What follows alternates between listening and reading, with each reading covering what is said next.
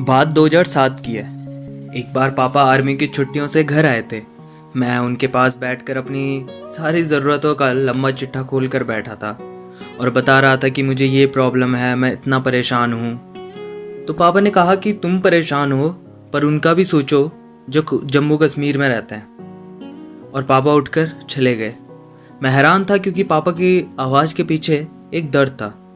मैं दूसरे कमरे में गया और पापा को पूछा कि क्या बात है पापा, कोई बात है तो मुझे बताएं, मैं बड़ा हो गया हूँ। पापा मेरी बात पे मुस्कुराए क्योंकि मैं अभी महज 9 साल का था। पापा ने बताया कि बात उस वक्त की है जब कारगिल ख़त्म हो चुकी थी। पापा और उनकी बटालियन वैष्णो देवी मंदिर जा रहे थे।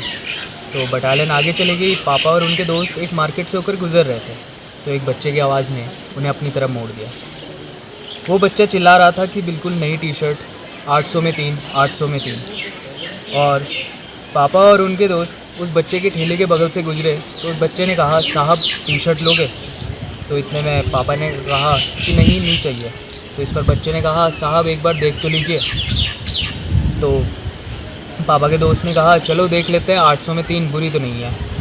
और वो वहाँ से चल पड़े। तो पापा ने कहा, चलो अब हमें देर हो रही है, और वो वहाँ से चल पड़े।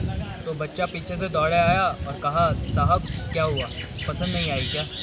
तो पापा के दोस्त ने कहा, नहीं पसंद है पर हमें देर हो रही है।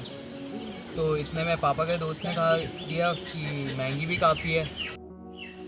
तो बच्चे ने थोड़ा दर्द भरी आंखें झुकाकर कहा कि चलो आपके लिए 600 की 3 लगा दूंगा, अब तो लोगे ना साहब? तो पापा के दोस्त ने पापा को कहा कि 600 में 3 ये तो सही है। तो फिर वो फिर से उसकी दुकान में चले गए। तो फिर पापा ने उस बच्चे से पूछा कि तुम्हारा नाम क्या है? तो बच्चे ने बड़े अदब से कहा, साहब फारूक। तो इस पर पापा का दोस्त जो टी शर्ट छांट रहा था उसने टी शर्ट फेंक कर कहा कि तुम मुस्लिमों ने हमारे हिंदू भाइयों को कारगिल में मारा था। तो इस बात पर बच्चा थोड़ा डर सा गया और उसने नज़रें झुका दी। तो पापा ने अपने दोस्त से कहा कि तुम क्यों इस पर गुस्सा कर रहे हो, ये तो महज एक हिंदुस्तानी मुसलमान है। और पापा ने उस बच्चे से कहा कि तुम्हारे पापा कहाँ हैं जो तुम दुकान संभाल रहे हो? तो बच्चे ने कहा कि कारगिल के वक्त हम कश्मीर में थे। एक रात कुछ 4 आतंकवादी मुंह पर नकाब बांधे हमारे घर में घुस गए और मेरे सामने मेरे अब्बा को माथे पर गोली मार दी। ये सुनकर पापा ने कहा कि तुम्हारे घर में और कौन है? तो बच्चे ने कहा कि मैं, मेरी अम्मी और एक छोटी बहन है जिसके स्कूल खर्चे के लिए मैं काम करता हूँ। आश्चर्य की बात ये थी कि ये बच्चा महज 9 साल का था। तो ये देखकर पापा का दोस्त अपने कैंप में भाग कर गया और वहाँ से कुछ खाने का सामान लेकर आया।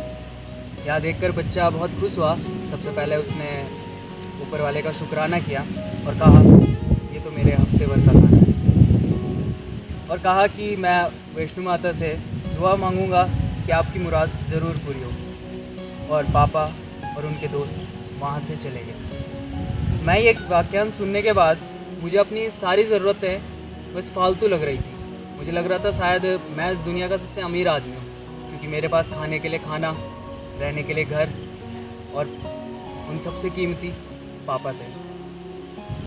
मुझे नहीं पता कि जंग अच्छी चीज़ है या बुरी। मुझे नहीं पता हिंदू अच्छे हैं या मुस्लिम अच्छे हैं या कौन सी कम्युनिटी अच्छी है। पर मैं इतना कहूँगा कि ना मुझे राम के नाम पर दंगे करने वाले चाहिए और ना ही मुझे जिहाद के नाम पर लोगों को मारने वाले।